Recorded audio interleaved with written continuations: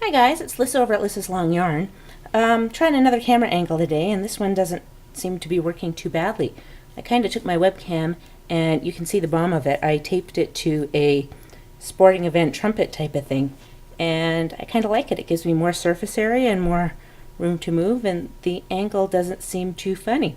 It's kind of upside down, but I'm hoping eventually we can make that work for us. So today I have this journal I want to show you. I first found out about it's called a scrappy journal, and I came across a introductory YouTube video on the web, and I will link to all this stuff down below.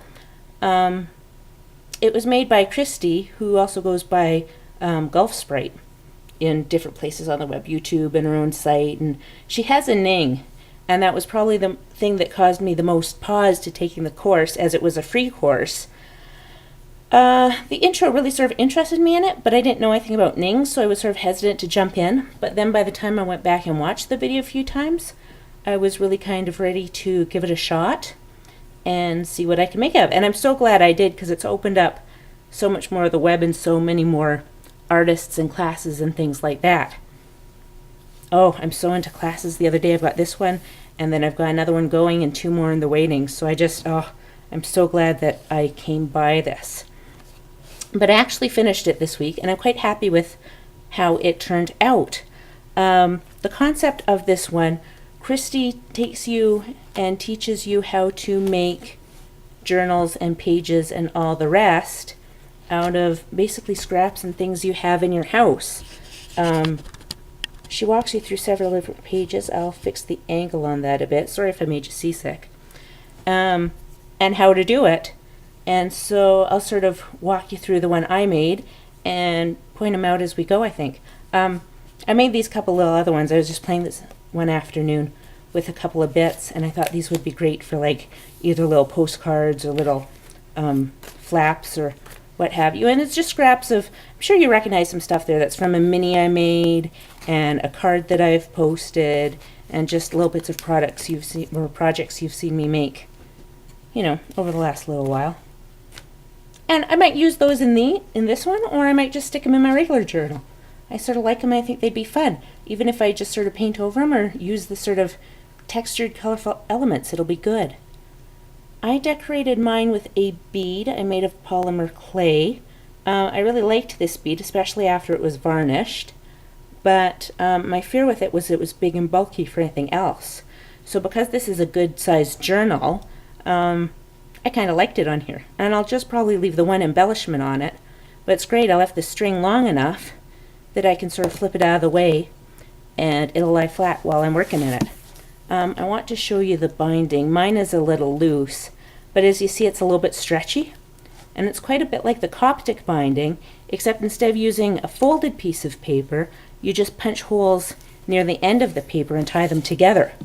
Now the neat thing about this, and I haven't tried it yet, but I think you can either start from the front or the back. And this one, if you see I put the knots in the front, I think if you put them in the back and are careful, you can probably remove the cover, add a few more pages, because it's just loops inside loops. I'll also link to the binding tutorial down on the bottom. So I think you could add more pages and make it thicker, make it, you know, or you could even put on over the cover, as the cover is just sort of attached as one of the pages. Now, I chose to make my cover, my book is 8 by 10-ish, that's what I was aiming for, but you make them bigger and then you sort of come down to the size you want. I chose to make my cover a little bit bigger. I added an inch to the top, the side, and the bottom, because I think with this type of scrappy journal, I'm really going to enjoy sticking tabs and flaps and pockets and things in it, and I thought if I had too much overhang, it might not sit on the shelf quite nicely. So if you're the type of person that likes your edges neat and whatever, then, you know, the same size would probably work for you. But I like one that's a bit bigger. On the outside, I just took pieces of wax paper that I had been painting on top of, and I had a whole bunch of used ones, because I generally keep a stack, and then either work on top of them and move them out of the way till they dry, or I will actually stick them in between the pages of my journal to protect it from paint as I go. And so I had a whole bunch left over. And I think this kind of looks neat. I may add more to it as we go, or I may find that I just leave it like that because I actually kind of like it. And then if I get paint all over the cover, as I tend to want to do, I'm not going to be too bothered by it. I have to confess that this tape wasn't really a reused scrap product. I bought a roll at the Looney store for $1, and then I had a quite similar tape already in the house. So I just used these to add an element to the inside of a color that you might not expect and sort of help secure the wax paper. Although it was pretty good with just the glue, I didn't mind it at all. Sorry guys, I'm going to have to shuffle back and forth a little bit to show you the whole thing. I've even got a little bit of baby wipe in here, and if you can see old backgrounds I've made. Whoops. Sorry, I'm going to have to get used to up is down and down is up. Little bits of faces I did. And we're planning on tackling with different medium. And then I did a face course, so I ended up just putting pieces in here. A little paper towel, just because I thought it's neat texture. And I know this is a lot of color, and I can't promise that I'll keep it all, but maybe I will, who knows. And until then, I sort of enjoy looking at and remembering all these bits. Little bit, I did the Use Your Words class by Carolyn Doobie, and I had a couple little bits left that I kind of like, so I just stuck it in with the brad, and then I didn't tape it off at the back or anything. So if I decide I don't want it there, I want to stick it in the pocket or something instead, it'll be easy to remove. When I say scraps, guys, I don't know if you can see. I really use scraps on this page. There's a little bit of stuff I've cut out by hand, a little bit of the waste from die cuts, a little bit of everything. I like this concept. In one of her videos, Christy shows us how to not just take an envelope and stick it down on the page, but actually incorporate and make it part of the page, so it can be a real sort of little hiding place, if you like. So you can rate your journal and seal it in there, or just tack it in there, and nobody has to know it's there if you don't want them to, because it's actually part of the page. Now, I did line mine with a little bit of paper, because knowing me, I would glue it shut or lose it or something. It would be hidden from me. So I just stuck that on there so I would remember it. But who knows, maybe when I come to decorating it, I'll camouflage it up again. A little bit more, a little bit of paper I put through the Big Shot and had embossed and not used the whole chunk on the card. I was just playing with color, and I think that was watercolor, and I was just goofing around one day after I got a new set. Little bit of cardstock, little bit of food packaging. I punched out bits from when I made a mini album. I didn't use all the tabs and stuff. A little bit of paper I stamped because I was practicing with that stamp, making sure it was going to do what I wanted it to do. Book pages I didn't use the full page on. Lots of little scraps that are sort of too big to throw away, or you love too much to throw away, but too small to use on anything else. I also find that in the house we live now, we get a lot, you'll see a lot of ads through this book. And there's a lot of clean my furnace, mow your lawn, come to our dentist office, that type of thing. Pretty good weight. So I found myself sort of ripping those up, cutting a lot of them. And another page Christy taught us how to do was a clear pocket page. Once again, instead of just sticking it on top, making it part of the page. And I stuck a piece of homemade washi tape on that, thinking that when the time comes for me to use it, if I want hidden, I can peel it off or leave it there. And I don't know, maybe I will put secret writing in here and hide it some more, or maybe I'll put a pretty picture in there, or maybe I will put my journaling in there so I can remember what that page was about and see. But I really sort of like this idea of the clear one too. More napkin, more food packaging. I even found that was one of the bits from one of my mixed media books, and I sort of like the color and texture on it, so I sort of stuck it in there. And I was just sort of going through looking for scraps, and I found an old Starbucks bag. So I think I had a project in mind where I'd intended to sort of cut out the logo. But when I found the bag, I sort of thought, well, that's a neat texture and I'm sure I could incorporate that into something. Another advertisement. More bits of paper from cards. Another envelope. And I really like the way this one hid. It was an envelope that a bill came in, so it had one of those windows in my address. So I just used bits of old cardstock and pattern paper to hide all that, but left the window. And then I stuck a little tag in there so once again I wouldn't lose it. And that's another one where I might put like a pretty picture sort of in so it's protected and nice, maybe like soft pastels or whatever. Or I could just cover it up and keep it well hidden.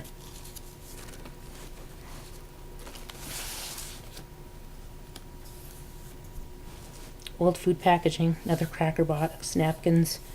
I think that was packaging that, it was something to do with scrapbooking. Came in. I just keep all these bits because I think, I can make something, maybe a tag or something out of that bit of cardboard, or I can use that. Whoops. And she's stuck. Sorry, this desk isn't the biggest with a trumpet balanced on the edge of it. Another one of these flippy journal tags from that class. Used another brad. I really like this binding because it does lay flat like the Coptic binding. And it's stretchy, so if you put a whole bunch of layers on it, it won't go all wonky, and the covers should stay even. And I have ripped through one of them, but that was probably because I yanked on it too hard when I was tying it up, and I'm going to say that was my fault, because I think that layer only had one layer of paper instead of, 2 or 3 depending. Even file tabs. I did a project not so long ago where, I don't remember if it was an art journal or a mini book that used file folders. And so I still had the tabs left and just stuck them down because I thought it would be a fun element. And I found myself doing a lot of the colors don't have to match, either I'll paint over and make it work or whatever. But I sort of like the textural and all the stripes and sort of finding my taste, I guess, in this whole process, which is nice. And who knows, by the time I get around to filling it up, that might all change again too, right?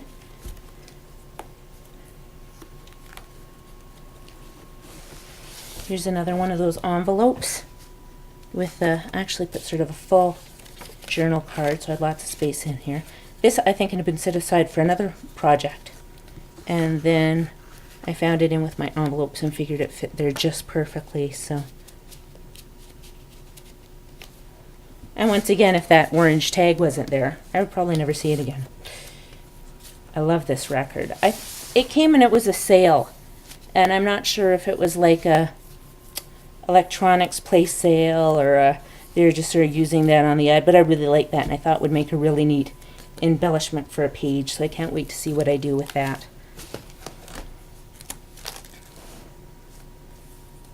Magazine bits, City of Calgary. Oh, Pet Secure. Register your pets so you don't lose them, and if you do, we can help you. Just a little bit of everything. More texture. So far I'm having fun just sort of flipping through the pages and going, I made that, and I love like feeling all the little bits, which is really weird, but hey, if you ladies don't understand, then nobody will, right? That's sort of half the fun of this. So this was a project, and I was sort of surprised. The wax paper, wax paper on the back isn't quite as exciting. It doesn't have as much color, but I think this was mostly gesso and white paint and stuff. Lots of videos. She walks you through the pages well, so you can understand them. Even after, it's not her binding, but as I say, I'll link to that.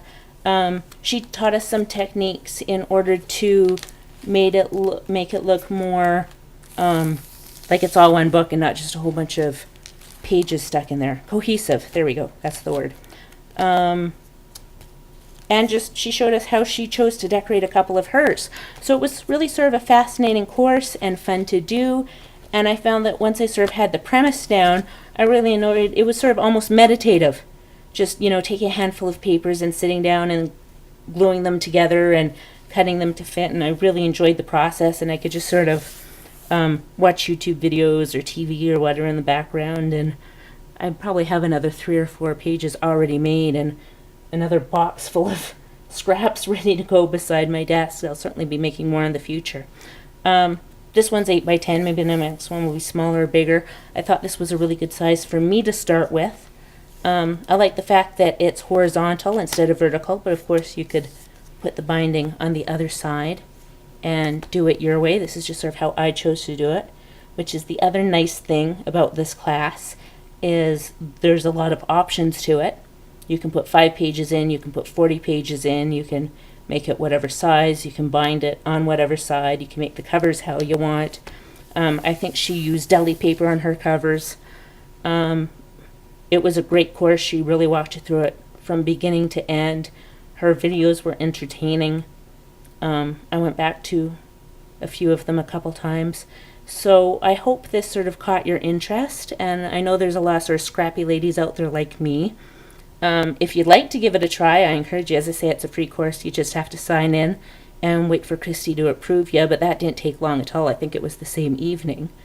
And is worth your time. I had so much fun with this, and it didn't take long at all. And I'll certainly be making more in the even if I don't make a full book, I'm sure I'll make more of these little flip out bits or flaps or postcards or whatever I choose to use them for. I just love the premise of sort of the technique. So if it caught your interest, go check it out, and thank you for watching. And if you like it, leave a comment, and we'll see you next time. Thanks. Bye.